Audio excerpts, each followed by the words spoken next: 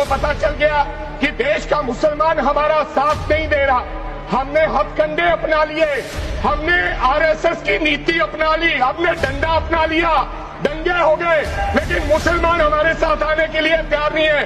तो आपको किसी ने समझाया, मुसलमान को अगर आपके बस में करना है, ये आरएसएस की नीति नहीं अपनाएगा जितनी देर आप इनकी सांस प्रणाली बंद नहीं करोगे। जैसा आपने पंजाब में करने की कोशिश की, किसान झुका नहीं, पंजाब के लोग नहीं झुके, सिख नहीं झुके, तो आपने एमएसपी का झगड़ा अब तक डाला हुआ है कि किसान की सांस प्रणाली बंद कर दो तो पंजाब अपने आप झुक जाएगा।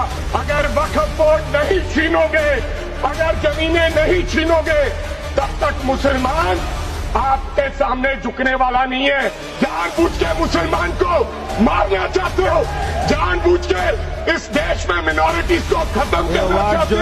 आपको लगता है पहले मुस्लिम मारेंगे, फिर सिख मारेंगे, फिर क्रिश्चियन मारेंगे, ये आपकी सोच है। मैं सरदार हूँ, मैं सरदार हूँ, और ऐसी कई उदाहरणें हैं पंजाब के अंदर। अगर किसी मुस्लिम के पास कब्रिस्तान नहीं था तो सरदारों ने अपनी जमीन देके कब्रिस्तान बनाए। ये कौन सा अधिकार है कि मैं किसी को चीज दान देना चाहता हूं? और इसको कौन बताएगा? रिजू साहब ये बताएंगे कि ये प्रैक्टिसिंग मुस्लिम है या नहीं है। आज गृह मंत्री साहब ने कहा गवर्नमेंट प्रॉपर्टी पर किसी का अधिकार नहीं है, पंचायत की जमीन कोई दान नहीं दे सकता है। मैं आपको इसके पीछे लोचा क्या है, इसके पीछे छुपा हुआ राज क्या है। 1947 में जब बंटवारा हुआ था, 47 से लेकर 1954 तक सारी प्रॉपर्टी गवर्नमेंट के नाम हो गई थी। उसके बाद 1954 में एक्ट बना, तो वो एक्ट में सर्वे हुआ 1961 टू 1970। सर्वे किसने किया? कलेक्टर ने। अगर पंजाब की, हरियाणा की, हिमाचल की बात करूं तो डिविजनल कमिश्नर अंबाला बैठते थे, उन्होंने सर्वे किया, तहसीलदारों ने सर्वे किया, तो वक्फ बोर्ड को ये जमीन देने का काम किया।